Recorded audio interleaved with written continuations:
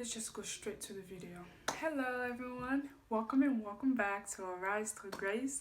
My name is Claudine for those who are new to the channel, and if you're not new to the channel, of course you're always welcome back. I appreciate everybody who watches this. I do it mostly to give people the will to serve God at such a young age, and even for those who do not know God, or people who think like, where do I start in understanding my relationship with God? You can always come to this channel to learn and to appreciate the love of Christ, the unconditional, I love saying that word, the unconditional love of God. Today's topic is going to be on, most importantly, why I decided to serve God at a very young age. I started to serve God when I was honestly 5 years old. I was at a choir. I started singing for God, although I know only like one song. It's by José Nzita. It was that song. If you're Congolese or if you speak Lingala, then you know that song. José Nzita. It's been a long time I've listened to his song, but that was the song I used to sing so many times. Before I start, I would like to read a Bible verse that inspired me to say my testimony today. It's on Ephesians chapter 4 verse 29, and it said, "Let everything you say be good and helpful, so that your words will be an encouragement to those who hear them." Again, let everything you say be good and helpful, so that your words will be an encouragement to those who hear them. A lot of people ask, I remember I was talking to an atheist and they said, "Oh, prove to me that Jesus exists, prove to me that God exists." And a lot of the time when God was here on earth, Jesus was here on earth, he said a lot of the stuff that we go through, a lot of the stuff that for us to obtain, it is through faith. It is faith that guides our every path, even our relationship with God, even when we fall faith with God. It is our faith in Him that drives us. It is the faith that He can do things, He can do the impossible that drives us. And the word impossible, when I see it, I don't see the word impossible. I see the word I am possible. I am possible. Jesus is possible. I am able to do the impossible and make it possible. That is what I see when I think about Jesus Christ and the amazing thing He has. The second Bible verse I would like to go through is 1 Peter chapter 5 verse 10. It states that, "And after you have suffered a little while, the God of all grace, who has called you to His eternal glory in Christ, will Himself restore, confirm, strengthen, and establish you." Again, I will say it one more time.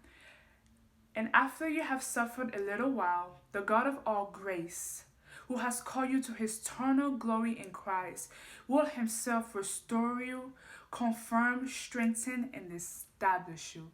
Or God will establish, will restore, will confirm you. Because if you live in Christ, you lack nothing. Why did I read these two Bible verses? It's because these two Bible verses have made me realize a lot about what I've been through and how it can be a testimony to those who do not understand why they follow God or why we are in Christ. When people ask me, "Why do you serve God so much? Why do you love God so much?" And all I can tell them is what I've been through and the situation I've been through and the stuff that God has prohibited me from obtaining. It was only so that I can grow and see another day. When I was a young girl, I asked my father, when my father was still alive, and I asked him, because I always want to know my roots. I want to know where I come from. How did I become who I am? Why am I the way I am? And I asked him, how was I born? And like, how was it? Was it joyful day for you and everything? And there's some stuff I can't say, because this is personal, but to encourage someone out there, one thing that he told me is that I was, in a way, a miracle child. Because when I was born, okay, we'll get into the story. When I was born healthy actually. I was born a healthy baby, no complication with the way that my dad told me. I don't know my mom's side of the story. But my dad, he told me that there was no complication. I was born good. But then, when I was born, there was a problem. The doctors, because you know how like after you're born, the baby has to stay behind and stuff like that so that they can test and stuff like that. A few days later, the doctor realized there was a problem with me, and then the way he said it, he said I started to lose blood, and the doctors could not explain why I was losing blood. What was this phenomenon? They could not explain it, and they were like, "Oh, I don't have enough time to live. I won't be able to make it." And my dad was just, no, this is my child, and I know my dad prayed, so he prayed hard, and my mom prayed, and the doctors could not explain it because they said that I was going to die. That was the fate that men put on my mark. That is the fate that the doctor put on me, that Claudine was not going to exist. She has to die. Because with the way science is explained it, the way that they saw things, I wasn't supposed to make it. And they said that I was born, I was born not really healthy. I was born when I said I was born a healthy baby, meaning I was okay. But later on, they were like, oh, there was complication. I was actually not healthy.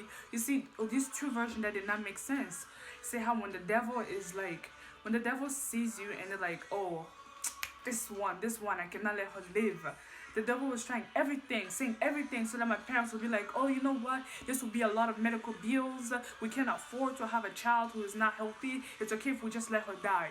But my parents were not like that. They prayed, they went on their knees because the doctor says it was impossible for me to live. They said it was impossible for me to live. They said impossible. Impossible. They could not cure me. They could not find out. Like literally, I was losing blood. They said I did not have enough blood in me, but they don't know why, how. They could not explain it. And even me today, I don't even know what that means, honestly. And they were just like, she can't live. You can't live. I promised myself not to cry, so I can't cry, but you can't live. You can't see another day.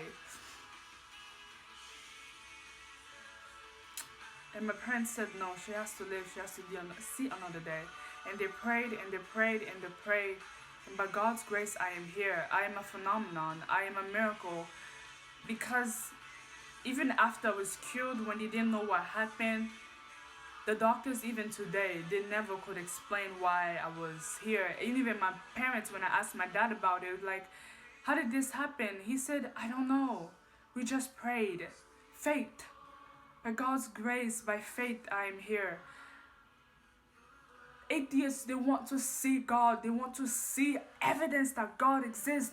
Our life, we are breathing. We are alive. Oxygen, you can't see it, but you're breathing. That right there is a miracle. It's an evidence of God's existence.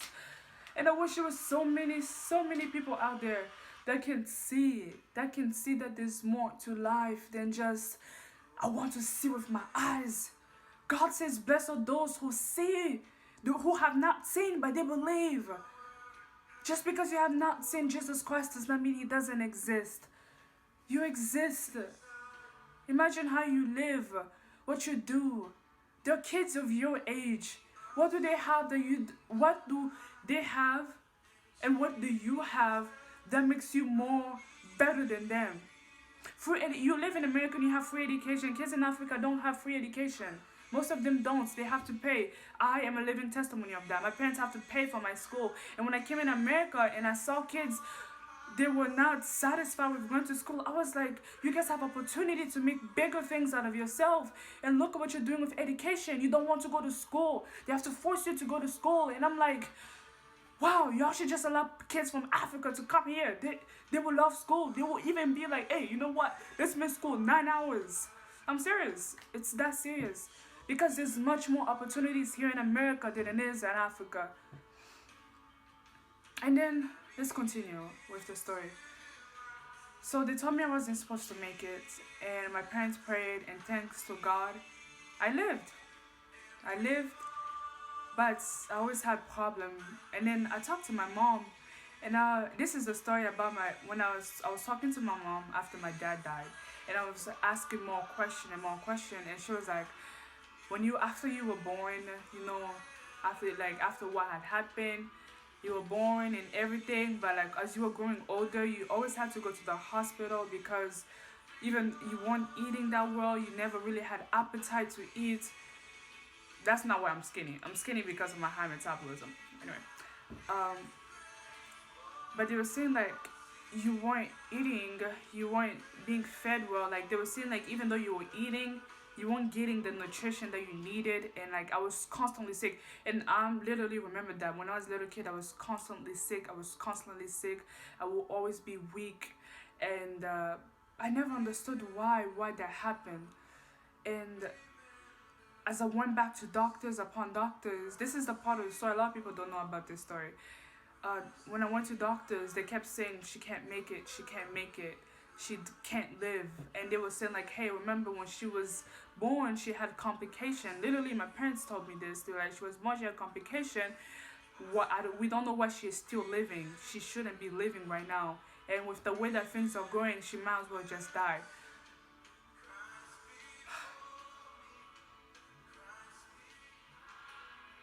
I'm a living testimony of a miracle from God. And right now, I just really want to thank God for that. And I remember I had a great aunt. She was amazing. She would always take me to church, and she would always advise me, Claudine, you know you've been going through a lot of battles. You're a child of a promise. You have to pray to God. You always have to pray that God protects you. God will be with you, that God strengthens you. Don't let those doctors tell you that you will not live. You will live and you will see the glory of God. You will live to see the amazement of God, see and be a servant of God. And I said, yes. And at that moment when I was 4 years old, I was 4 years old, but like with the stuff I was already going through, not being able to being told that hey, you won't live, you're not worthy to live because of how sick you are. Medical bills upon medical bills. They're like, let's just quit on her. And I kept praying and I kept praying. And I remember I really started serving God.